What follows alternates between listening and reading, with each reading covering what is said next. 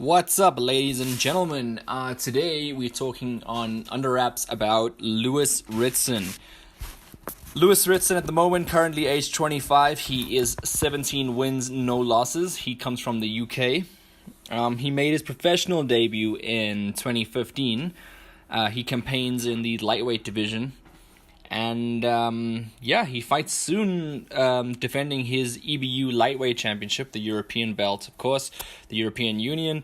But before we get into that fight and basically what he's doing currently, let's take a step back and look at his amateur career. And he's got pedigree. I mean, he had 97 amateur fights, and he of course was an English amateur champion.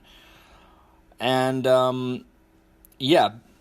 let's quickly get into his current fight, and then we're going to talk a little bit about how he came to be and so forth. His current fight, as I said before, he's fighting Francesco Patera, 19 wins, 3 losses from Belgium. Of course, Ritson's a native of Newcastle, 65% knockout record, and Ritson actually vowed to stop Patera. Of course, Patera is a former EBU champion himself and has never been stopped, so it would be a statement of note if Ritson could actually stop Patera. Very, very tough guy. Patera not having too much power himself, only registering 7 knockouts in his 19 victories. And so let's go back and talk about Ritson a little bit more. His big break came on the Anthony Corolla, Ricky Burns undercard, where he really impressed.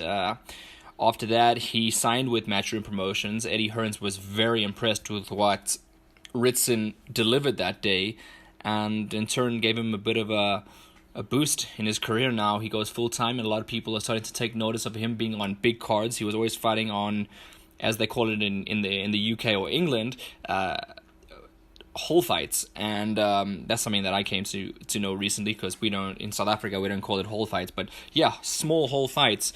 He was fighting at before he got his big break on this on the Corolla Burns undercard.